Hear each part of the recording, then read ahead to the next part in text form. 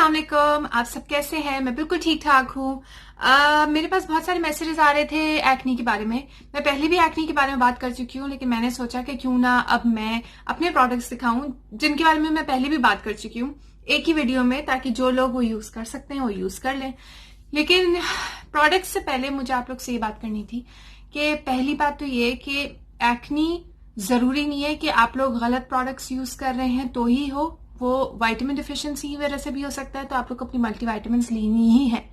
दूसरी बात ये हार्मोन्स की वजह से भी हो सकता है। तीसरी बात ये कि अगर आप पानी ज्यादा नहीं पीते उसकी वजह से हो सकता है। रात में जागने की वजह से हो सकता है। स्ट्रेस की वजह से हो सकता है। और जो सबसे ज्यादा मेन इशू है वो ये है कि अगर आप अपने फेस के हिसाब से प्रोडक्ट्स नहीं यूज करते तो उसकी वजह से भी हो सकता है। मेरी एक्नी स्टार्ट हुई थी 13 साल की उम्र में एंड 10-15 साल रही, जब तक मुझे अपनी गलती का एहसास नहीं हुआ, जब तक मैंने इंटरेस्ट नहीं लिया। बेसिकली मुझे ऐसा लगता था कि जो प्रोडक्ट किसी और को सूट कर रहा है वो अच्छा प्रोडक्ट है, वो मैं भी करूं, लेकिन ऐसा बिल्कुल भी नहीं है। शादी के टाइम पे स्ट्रेस की वजह से मुझे सिस्टिक एक्नी हो गई थी, तो वो बहुत मुश्किलों से गई, लेकिन अल्हम्दुलिल्लाह स्कार्स चले गए। स्कार्स के बारे में भी ये कि अगर आपके स्कार्स हैं लेटली एक्नी की वजह से हैं, तो skin usually takes around 27 days to regenerate, so sometimes old scars can take longer, like कुछ महीने वगैरह, so you have to be patient. And दुनिया जहाँ के प्रोडक्ट्स नहीं यूज करें, वही यूज करें जो आपके फेस के हिसाब से हैं। तो जिन लोगों की ऑयली स्किन होती है, जरूरी नहीं है कि सिर्फ उनको एक्नी हो, जिनकी ड्राई होती है उनको भी एक्नी हो जाती है, बट एक्नी के लिए ये है कि आप लोग ऑयली चीजें नहीं यूज करें, ना खाएं। ज्यादातर लोग ये कहते हैं खाएं नहीं, लेकिन आप लोग अपने फेस पे भी नहीं लगाएं। Even if you have dry skin, अगर आपको मॉइस्चराइजर की जरूरत है तो आप लोग ऑयल फ्री मॉइस्चराइजर यूज करें। अगर आपको सीरम की जरूरत है आप लोग ऑयल फ्री सीरम यूज करें। That is I think the most important thing that you guys can do for your skin. दूसरी बात ये कि अगर आपके मेकअप प्रोडक्ट्स हैं, फाउंडेशन है, प्राइमर है, आपका सेटिंग पाउडर है, these all have to be matte finish and they have to be oil free.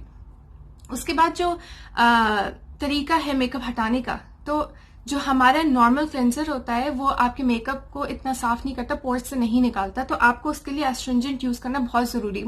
मुझे लोग कुछ कहते हैं आप बताएं हम इतने छोटे हमें यूज करना चाहिए। एस्ट्रिंजेंट पोर्स को साफ करता है, आपको यूज करना चाहिए, specially if you are going out in pollution, if you are cooking, if you are sweating and if you using makeup.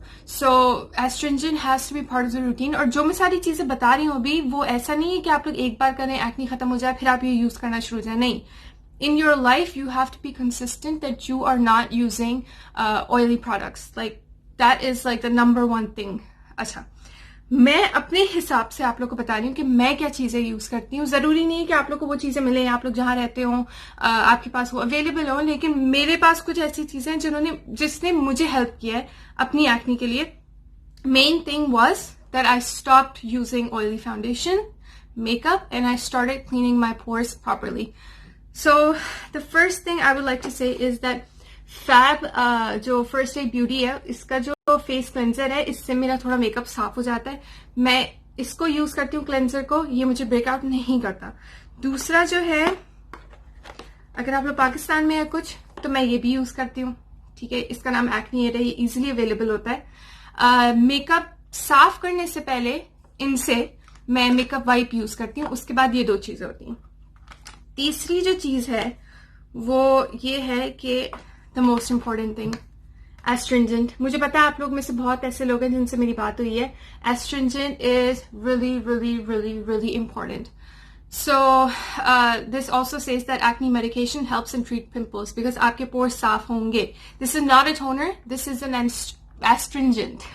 सो ये मैं आफ्टर मेकअप स्पेशली लास्ट में ये यूज करती हूँ।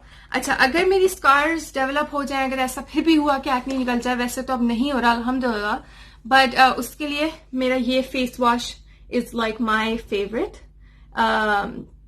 मैं इन सारी चीजों की लिंक लगा दूंगी। अच्छा, जरूरी नहीं है कि जब मैं कोई लिंक लगाऊं आपको वहीं से ऑर्डर करना है, मैं रेफरेंस के लिए लगाती हूँ कि आप लोग पिक्चर देख सकें, आप लोग रिव्यूज पढ़ सकें। तो अगर आप लोग के लिए अवेलेबल है, आप लोग इसको परचेस कर सकते हैं, लेकिन इससे और क्लिंजर से ये तो मुझे पता है इजीली अवेलेबल है, आपके एक्ने स्कार्स नहीं होने चाहिए।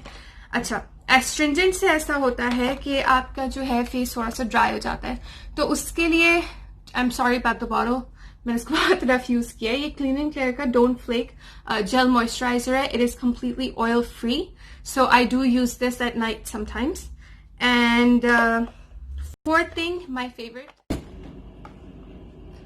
This is my favorite. This is the Fab Facial Radiance Pads.